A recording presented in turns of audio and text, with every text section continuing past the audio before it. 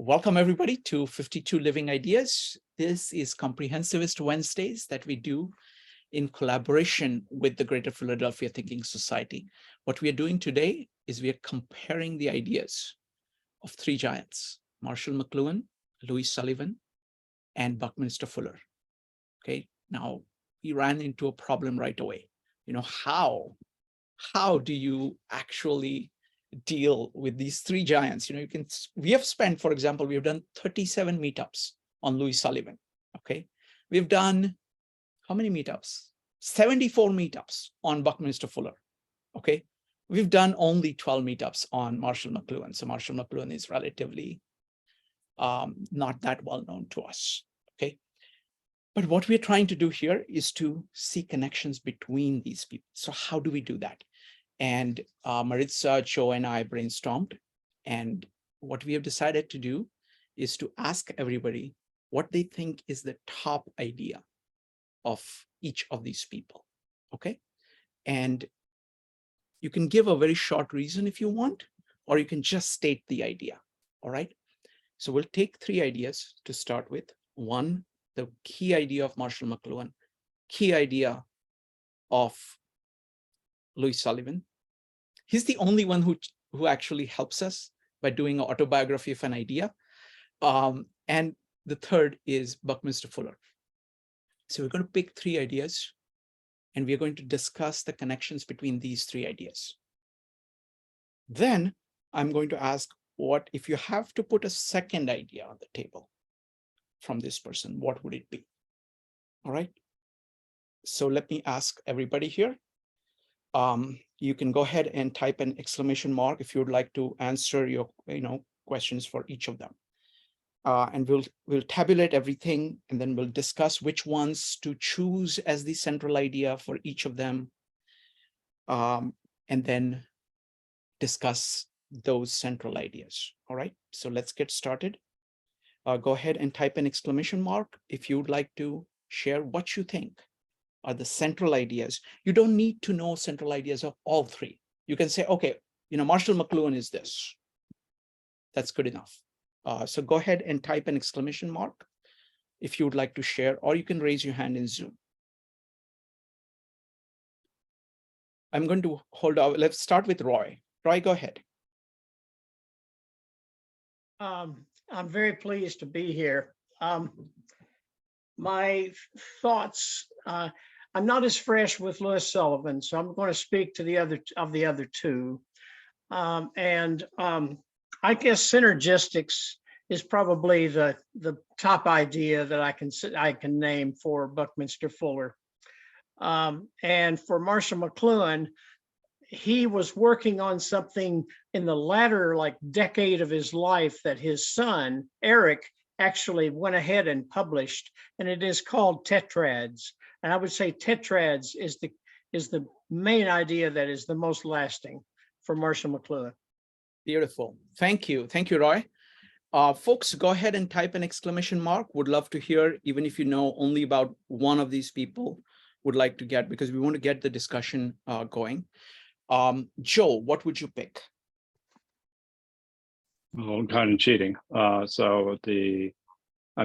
with ephemeralization, form follows function, and I'm torn between the tetrad and the medium as a message, but I guess the medium is a message. Okay, very good. Maritza, what would you put on the table? What you'd already heard mine. I would start with definitely the media is the message for McLuhan, and for Louis Sullivan, I would also go with the form never follows function, and for Buckminster Fuller, I was also looking at ephemeralization. I know nothing new there, right? But this is what we discussed beforehand. Yes, we cheated. Maritza, Joe, and I have discussed this. So it's we have this. So actually, let's put a number two idea also on the table right now. We'll start by discussing only number one idea, but we can put number two ideas. So anybody wants to go ahead and put. So for me, Buckminster Fuller's universe idea is a big idea. For me, it kind of integrates a lot of what he's doing. It's a very unique idea of universe that he has. And for Louis Sullivan, the second idea, clearly, form follows function is the idea. And the second idea I would put on the table is a problem contains its own solution. Okay, so those I'm putting on the table. And now let's go back and let's see. Roy, do you want to add any second idea for either Buckminster Fuller or Marshall McLuhan? Now go ahead and unmute, please. Well, for McLuhan, I would certainly agree with the others who've spoke up and said that the medium is the message.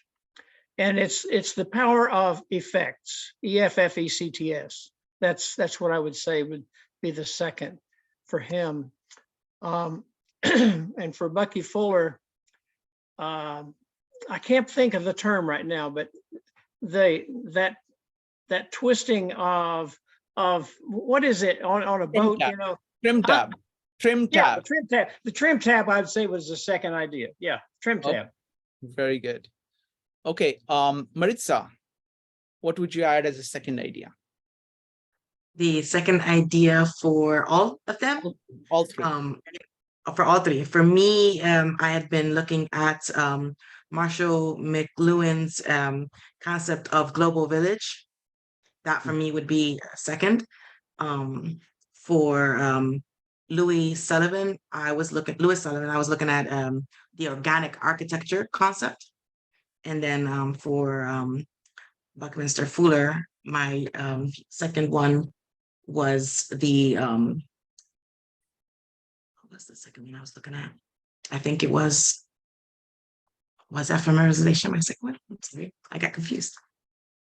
I think you said universe. Sorry, yes, universe, because you already put that one down. Sorry. Joe, would you like to add anything to this, or would you like to vote for any of the second ideas? Problem contains its own solution. Tetrad, absolutely.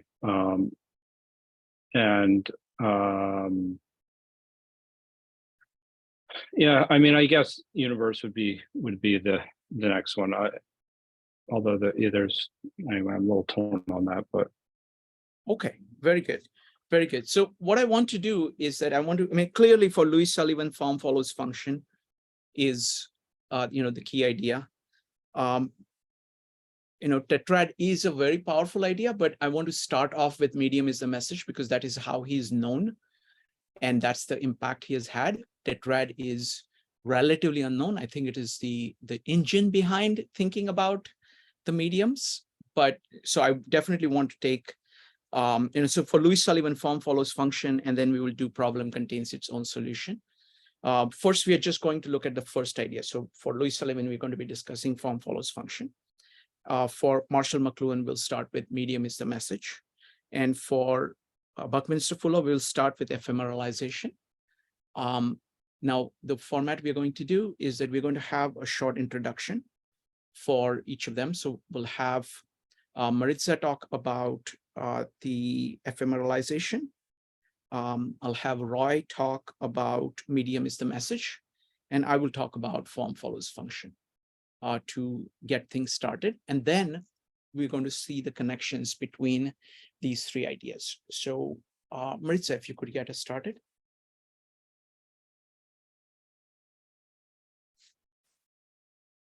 So ephemeralization, it's a term coined by Buckminster Fuller, and it's to express the drive to use less material for greater results, such as things for housing, with his geographical dorms. So he was looking at this it was kind of a reaction of his to the philosophy of Thomas Malthus. And so he was opposed to the idea of finite resources. So he felt that technology, improved design, and engineering would help to allow mankind to use the existing resources more efficiently, which would in turn cause greater output with decreased input. And his goal was to do more and more with less and less until eventually you can do everything with nothing. So that was his basic concept of ephemeralization. Wonderful. Thank you. Thank you for putting it so concisely, because at this stage we have to be concise. So we will, we'll have plenty of opportunity to kind of elaborate on it. Now, Roy, may I ask you to give a quick overview of what Marshall McLuhan means when he says medium is the message? Roy, if you could unmute. I'm sorry. He used Gestalt therapy and Gestalt psychology to frame these things, and so it has to do with figure and ground. And basically, he said and made his point all of his life. The medium is actually the ground, and the figure is like an object or something within the ground, but it depends on the ground for its life. And he was in a time period when a number of people were building on that, like Carl Polanyi and certain others also said that the importance of the ground is important, and we don't pay attention to the ground. But McLuhan is the one that really got it out there, and he called it with that phrase, "The medium is the message." Beautiful. Thank you. So now we go to Louis Sullivan. Louis Sullivan's principle is form ever follows function. So he's saying, put all your attention and focus on function, and use that in order to shape the form. Let function create its own forms. Do not be focused on forms that exist in the past, because those were the results of functions of the past. You're a living being. You have a function. You're living in a particular time, that derive function from that, and then come up with forms that meet that function.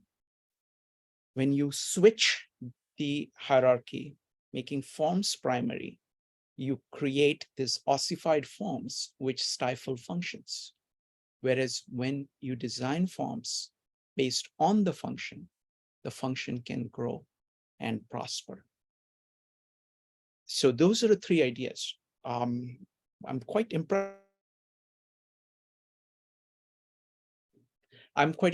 You muted yourself. Oh. Yes, I'm quite impressed with how quickly we managed to get all three down on the table. And now we're now going to discuss this systematically. Okay, we're going to now say, try to take two of them or three of them and see what are the connections between them. Okay, we're trying to see common patterns between these. Actually, I think there are very deep patterns, deep commonalities between them. That's one part. So we are just looking at commonalities first. Okay, then we are going to look at differences of what is the way in which they approach this issue, which is unique, which is different, which actually adds. If you put the commonality, once you have established the commonality, what is it that each of these three voices add to it? Okay, so that's what we're going to do. So first question is, what is the commonality? Go ahead and type an exclamation mark or raise your hand in Zoom if you would like to answer. Roy, I noticed you unmuting. Would you like to take a stab at what the commonalities are between any two of these or any three of these? It's probably the case with all three of them. And it all has to do with pattern recognition. Very good. Thank you. So folks, you're welcome to talk as briefly as you want. You can keep it extremely brief, but don't go over a minute, okay? Because we want many rounds. We're trying to do integration by parts here, doing whatever integration we can, and then continuing, let other people add to the integration. That's what we're trying to do. All right, who would like to go next? Go ahead and type an exclamation mark. What is common between these three ideas?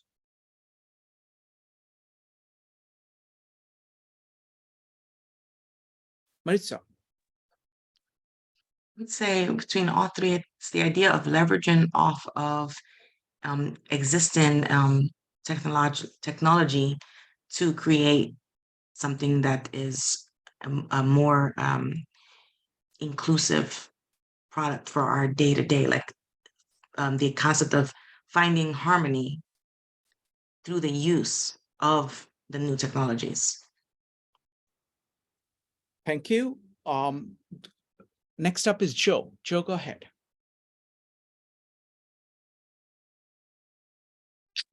Between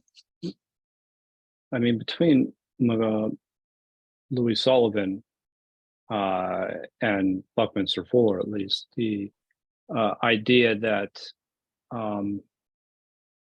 the efficient use of space, I would probably say, is one of the key concepts connecting ephemeralization and Louis Sullivan.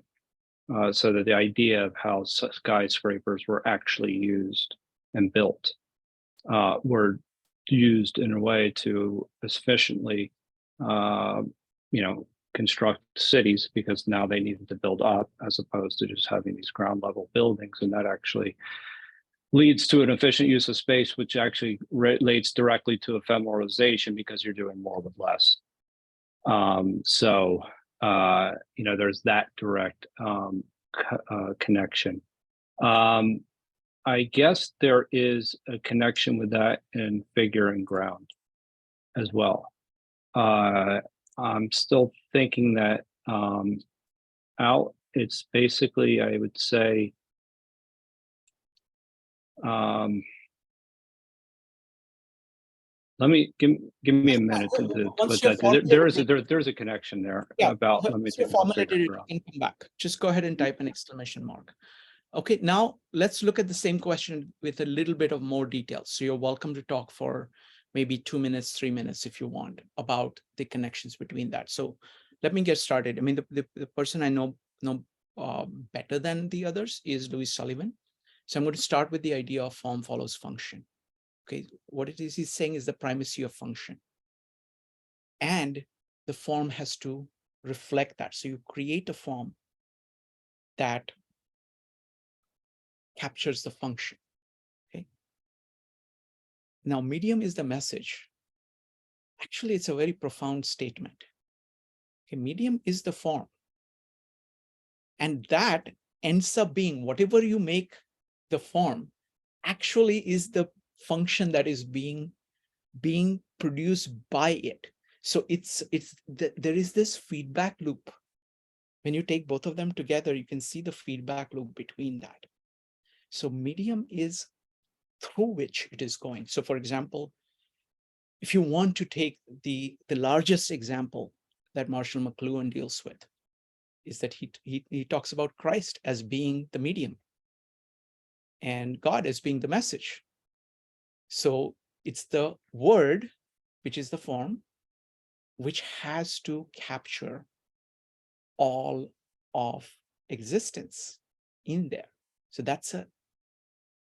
So see the level of functionality, and the word has to be in accordance with the will of the Father. It has to follow the function.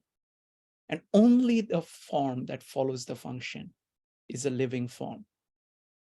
And that is going to shape. And that is the message. So Jesus is the form, and Christ is the form, and he is the message at the same time. So when you see something beautifully designed, like Louis Sullivan's building, the function and form hit you together. It's functionated form. It is spiritual matter. It is the idea of incarnation that all these people are talking about. Now, actually, Bucky is also coming from the same thing. What is happening is that he's responding to a materialist culture where they are saying more is more. Stuff is more. And it is really impinging on the living function of people. So when you are trying to do more with less, what is doing? Doing is the function. So it's the same idea of saying, modify the forms so you can support the function with less. It's all about negation. What he's responding to a context. He's applying the same principle of form follows function in a context where we have a lot of stuff which is suffocating our spirits.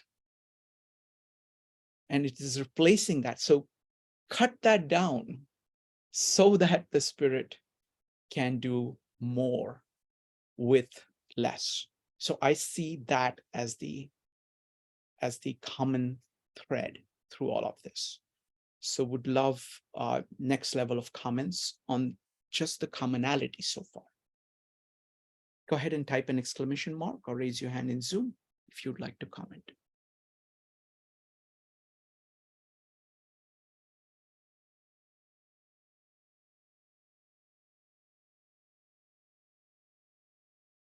All right, let's take another tack to it.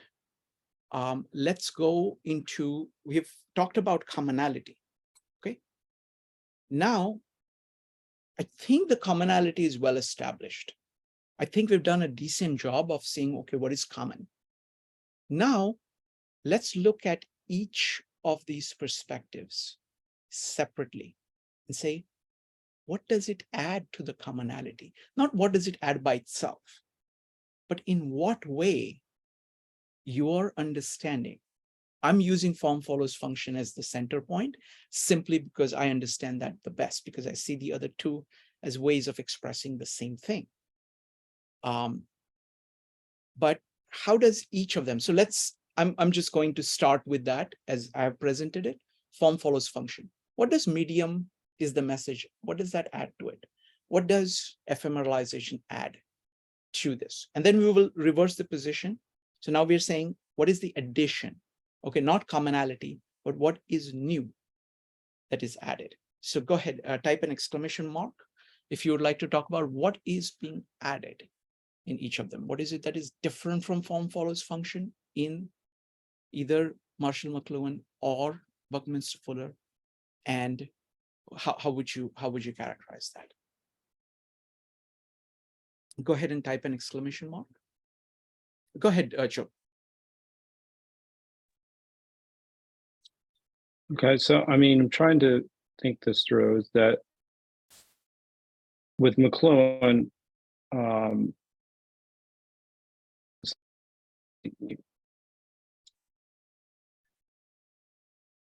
the medium by which something is delivered actually impacts the audience. So the same idea, if you think about in building, the medium by which it is built determines how people interact in a way. Also, even if you look at Bucky Fuller's structures, it conveys a message in and of itself. It is a medium. It's a forward-thinking design. It's an efficient way of looking at the world. It's a different way of looking at the world. They all have in common that they're looking at nature. But the median are the buildings in this particular instance. And think about how that determines how we interact with one another in the sense that how people interact in office buildings versus actually interacting the way they had previously in skyscrapers. So I mean, the form, in that way, I think could be seen as a median between the individual and the developer, or not even the developer, the structure. Thank you, Joe. Next up is Maritza. So, when I think of the concept of the medium as the message, it's the idea, where we're postulating with this, or not, we're not, I guess McLuhan is, that the medium, or it's the idea of it's kind of like a concept of communication theory, right? So the medium through which we choose to communicate holds as much, if not more, value than the message itself. And so I think that the idea of, so, you know, the medium through which the content is carried, it plays a vital role in the way it's perceived. And so if we look at this concept of, you know, form ever follows function, it's so easy, if we lose sight of that, to get lost in something that's like not alive, as you mentioned. If you can't, you said, you know, it has to flow in a certain direction in order for it to be a living um thing, as it were. And I think that's the entity to remember, that, you know, the medium affects the perception of the message received. I think that aligns with form ever follows function, in that if we fail to lose sight of either of those, it's so easy, especially with all the noise of our modern society, it's so easy to get lost in a pattern where we're not actually communicating what we think we're communicating. And as such, you start to have a breakdown of things without considering those two, as it were. And I don't know, that's just when I look at those two, I think of it as they both are kind of almost they can be viewed as a cautionary tale for what happens when we fail to consider the manner in which, you know, stuff put out is being perceived or received. So just a couple thoughts of mine there. Wonderful. So I'm going to make a comment, and then Mike, then we'll go to Mike. So both, I agree with both what Joe is saying, what Maritza is saying. I see it as, you know, the causation, you know, there is function that is producing the form. And that is a fundamental, I think that's the fundamental thing, is function producing the form. But there is that loop. There is a feedback loop. It's not one direction. There is a feedback loop. And if the form gets screwed up, the function is going to get screwed up. So there is that feedback loop. So form follows function is drawing your attention from function to form. And what we are going to do next is we are going to go to tetrads of McLuhan to actually show what these things are. He actually has a terminology over there to deal with this. Okay, so there is function, which is producing the form, which is what Sullivan focuses on. And he also, you know, talks about the negatives of getting attached to forms, being lazy, being focused on traditions for the sake of being traditions, being habitual and just living with the forms that are there. And then you stop living as a result of that. But McLuhan goes much, much, much, much further than that. And he's saying, whatever the form is, it's going to actually shape the function from then on. There is that feedback loop of what forms do to functions. And you must understand that. So he zooms in off that part of it. So it's a loop. It is one forward of saying, this is what I should do, and I do it. And then you'd say, okay, now that I've done, what has it done to the function? So it's the back, you know, it's the feedback loop, which Marshall McLuhan does a brilliant job of illustrating. All right, that. Okay. Next That up was is a common Roy. thread. Next up is going to be Roy. Roy, go ahead. I would like to, I'm a little, I have two thoughts. So one is the map is not the territory. That's Korzybski, I think. But What was your question? What was you see? I'm off because of our Sure. distraction. Yeah, that's fine. So sorry about that. I apologize. The question is, what we're trying to do is, let's take Louis Sullivan's principle of form follows function. The question is, what does Marshall McLuhan's insight that medium is the message add to that? No. Well, it's context. Mhm. He adds the importance of context. We tend not to notice context. We tend to notice whatever the thing is we're thinking on.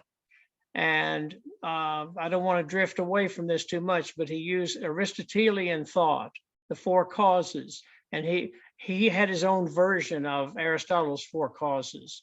But the efficient cause is the one that looks at particulars, and particulars that even function a certain kind of way. But then it was efficient. It was, the material cause, which material cause, you could say that's what the medium is. The entire material, which also makes me think of Frank Lloyd Wright with regards to the nature of materials. And then efficient cause is the primary, that's that efficient linear kind of what do we want to achieve kind of thing. And so then he comes to formal cause. Well, formal cause basically is the entire creative process. And so you have to surrender to a larger wisdom for that to occur. And so we have to give up our agenda and just, to go and his work was dependent upon formal causality as the primary modality. So he didn't so much say function. He talked about the entire context is a formative presence. And then the final causality has to do with the ethereal, what there's a destiny that actually comes out of all this, that carries it forward. And really these people we're talking about all reinforce each other's thinking. It's just fascinating because you can go right back to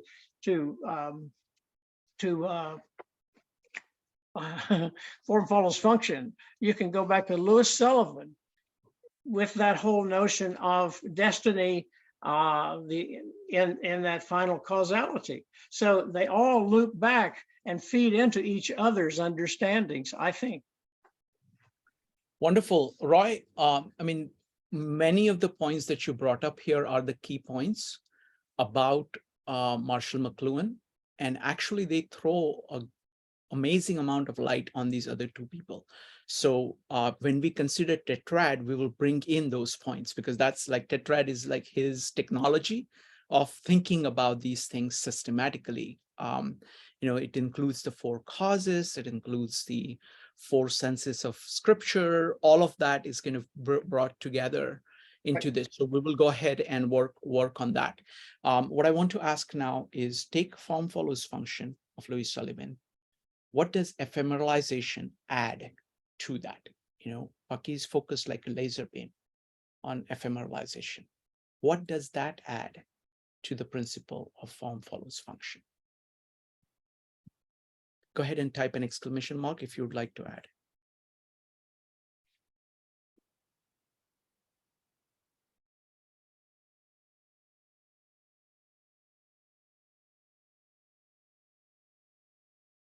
Let's see. Joe is next. Joe.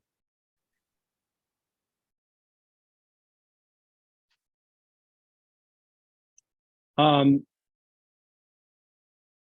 think what it adds is it's basically considering Bucky's form of ephemeralization was more about efficiency, not effectiveness, not efficiency. Right. So I think that it's actually thinking about it in terms of how to think about the way the building is not even going to service people today, but how it will service people in the future. And I also think that it's also has a way of making some of Louis Sullivan's projects more feasible. I mean, essentially, it reduces the costs of these structures. And that's something that, you know, skyscrapers are expensive. You know, the Twin Towers had lost money for a long time before they actually had filled up. They were in the 80s. They were actually there was a ton of empty space. I'm just saying that yeah, I mean, I think that it has a cost element to it. I also think that if it also reduces the going too far with a skyscraper as well, because it's looking at efficiency, and if you were to make these skyscrapers also monolithic in nature, that they would not necessarily, they would ruin the landscape. So anyway, that would be my thought as to how ephemeralization could potentially help. Maritza. So when we consider that, you know, the axiomatic statement of form ever follows function is, it's stating that the purpose of the building should be the starting point for its design. This concept of ephemeralization can improve upon this idea of, you know, if you're putting the purpose as the starting point, then if you add to that your purpose is going to be without, you know, to coin to actually quote something, you know, so Bucky has said, he calls it lovingly administered nonsense. So, and I think that aspect of Bucky, if we bring that into the concept of form ever follows function, it's not only are we thinking and remembering that the purpose is the starting point for design, we're also going to look to make certain that the purpose is devoid of extraneous things that are nonsense that we may not necessarily need. Like ephemeralization invites us to truly consider what actually is the purpose. Like, because you can say that the purpose should be the starting point, but what if we get so enamored with our concept of purpose that we have this big, overly complicated purpose? Then you're still kind of missing the boat a little bit. But if you, you know, think with intent and formalize your purpose with the concept of ephemeralization in mind, now you are actively seeking to have a more succinct purpose. And then if your starting point is your purpose, now it's going to be moving forward, able that the whole design is going to be trying to do more with less, because you actually incorporated and considered that concept when you solidified the purpose. Wonderful. Thank you. Thank you, Maritza. Next up is Roy. Roy, go ahead. Well, I'd like to pick up on the word purpose. I think that one way of thinking of purpose is the dominating effect, which has to do, in other words, it's at the very end of McLuhan's rationality. His process is one that looks at the final cause. We may not know, and probably won't know, the final cause at the beginning of trying to solve a problem.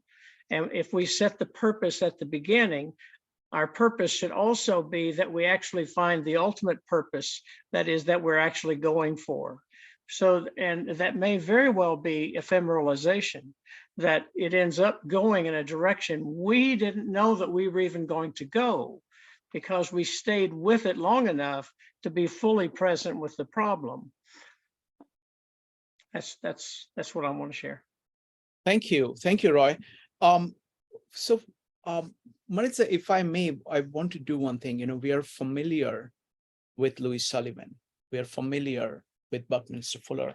We're not as familiar with Marshall McLuhan. And what the points that Roy is bringing up are actually Marshall McLuhan is pulling in actually a lot of deep thought across history. He's pulling in Aristotle's causes, and he's pulling in this four senses of scripture. And it's very deep.